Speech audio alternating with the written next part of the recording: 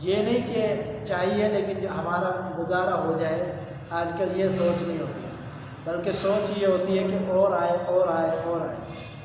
تو اللہ تعالیٰ نے فرمایا کہ اس چیز نے جو حرص ہے تمہیں، اس چیز نے تمہیں غافل کر دیا، غافل کر دیا، یعنی ایسی تمہیں حرص ہے کہ تم لوگوں کو دین کی بھی فکر ختم ہو گئی۔ پڑھو۔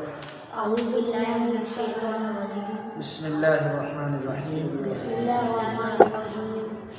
الحاق کے معنی کیا ہوتے ہیں؟ غافل کر دینا یا کسی چیز کی طرف زیادہ لگ جانا۔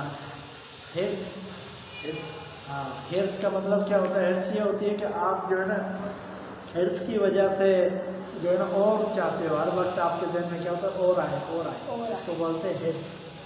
آپ کی ایک چیز سے پوری بھی ہو رہی ہے پھر بھی آپ کہتے ہو اور آئے، ٹھیک ہے؟ تو دوبارہ اس کا ترجمہ کیا کریں؟ الہاکم التکاثر، غافل کر دیا غافل کر دیا تمہیں تمہیں التکاثر، زیادتی کی خواہش نے۔ ذاتی کی خواہش نے۔ سمجھ آ گیا ہمارا؟ غافل کر دیا تمہیں زیادتی کی خواہش نے، ٹھیک ہے؟ آگے ترجمہ کریں پھر آگے میں سمجھاتا ہوں۔ حتیٰ، یہاں تک کہ زرتم، تم پہنچ چکے المقابر، قبروں میں، کلا، ہرگز نہیں، سوف تعلمون، جلد ہی تم جان لو گے، عن قریب تم جان لو گے، تمہیں معلوم ہو جائے گا، ٹھیک ہے؟ تو یہ 3 آیتیں کافی ہیں۔ اس کی تھوڑی سی میں وضاحت کر دیتا ہوں، وہ یہ ہے کہ تکاثر سے مراد کیا ہے؟ دنیا کا مال، دنیا کی شہرت، دنیا کا سب کچھ زیادہ چاہیے۔ یہ نہیں کہ چاہیے لیکن جو ہمارا گزارا ہو جائے، آج کل یہ سوچ نہیں ہوتی، بلکہ سوچ یہ ہوتی ہے کہ اور آئے اور آئے اور آئے۔ تو اللہ تعالیٰ نے فرمایا کہ اس چیز نے جو حرص ہے تمہیں، اس چیز نے تمہیں غافل کر دیا، غافل کر دیا، یعنی ایسی تمہیں حرص ہے کہ تم لوگوں کو دین کی بھی فکر ختم ہو گئی، ایسی حرص ہے کہ حرام ہو کچھ بھی ہو لیکن آئے، یہ مطلب ہے۔ کیا ہے؟ حرام ہو، کیسا بھی ہو، کچھ بھی ہو لیکن میرے پاس جمع ہو۔ تکاثر کا معنی کیا ہے؟ زیادتی کا ہونا، ٹھیک ہے؟ بڑھنا، زیادتی کا ہونا، کثرت سے ہی، کثرت تو آپ بولتے ہو اردو میں بھی کثرت، اسی سے کثرت، تکاثر سے۔ حتیٰ کہ جا پہنچے تم مقابر، قبروں میں۔ اب یہاں پر کیا ہے؟ الہاکم میں بھی کم ہے اور آگے زرتم میں تم ہے، تو جہاں تم اور کم ہو دونوں کا معنی تم ہوتا ہے۔ کیا؟ پہلے بھی آپ کو بتایا تھا کہ کم آتا ہے جس فعل کے آخر میں یہ ضمیر ہے، کم مخاطب کی ضمیر ہے، یعنی تم لوگ، اور تم اگر آتا ہے تا اور میم تو اس کا معنی بھی کیا ہوتا ہے؟ تم لوگ، آپ لوگ، ٹھیک ہے؟ تو یہاں کیا ہے؟ زرتم، جا پہنچے تم، ٹھیک ہے؟ مقابر، قبروں میں پہنچ گئے لیکن حرص ختم نہیں، یعنی جس کو لالچ، طمع، حرص آ جائے تو پھر وہ قبروں کو بھی پہنچ جائے، وہ ختم نہیں ہوتی، یہ بھی میرا ہو جائے، وہ بھی میرا ہو جائے، پھر اسی فکر میں لگا رہتا ہے تاکہ قبر میں پہنچ جاتا ہے۔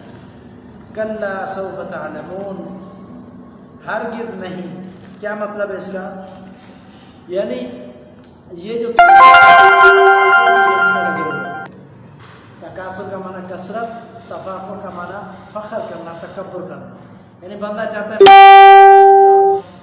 میں بڑا بن جاؤں، میری لوگ عزت کریں، تو یہ کیا ہوتا ہے؟ تفاخر، فخر کرنا، تکبر کرنا۔ تکاثر کا معنی کیا ہے؟ زیادتی ہونا۔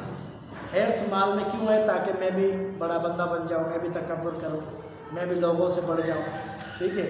تو کلا، ہرگز نہیں، یعنی یہ کام درست نہیں۔ سوف تعلمون، ان قریب تم جان لو گے، اس کا مطلب ہے قیامت آنے والی ہے، پھر تمہیں پتہ چل جائے گا کہ یہ کثرت کا کیا تمہیں فائدہ ہوا اور تمہیں فخر کا کیا فائدہ ہوا، کیا نقصان ہوا، پتہ چل جائے گا۔ اس لیے غافل نہ ہو اللہ کی ذات سے، بلکہ اللہ کے دین پر چلو اور دنیا کے پیچھے نہ پڑو، بلکہ دین کے ساتھ چلو اور دین کے مطابق ہی دنیا کو چلاؤ، ٹھیک ہے؟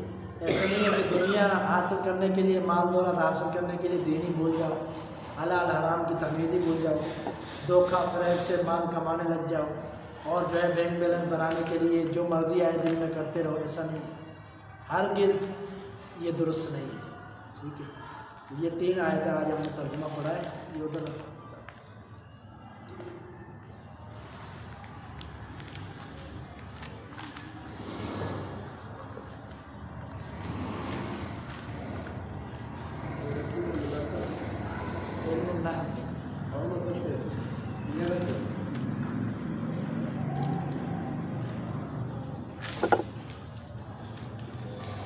صرف حرف کی تعریف کیا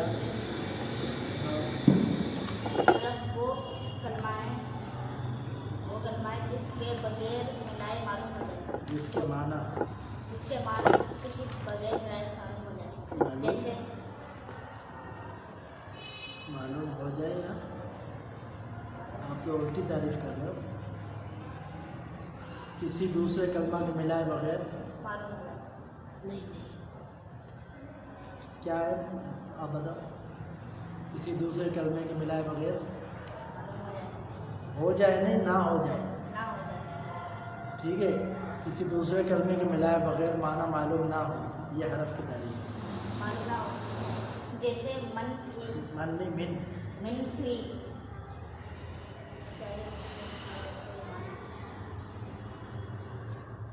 اچھا اس کے آگے پھر میں وہی سبق آپ کو دیتا ہوں، ٹھیک ہے؟ یہ کل جو ہے نا پورے 2 صفحے سنوں گا، جتنے بھی آپ نے پڑھے ہیں، جتنے بھی وہ سنانے آپ، یہ دکھاؤ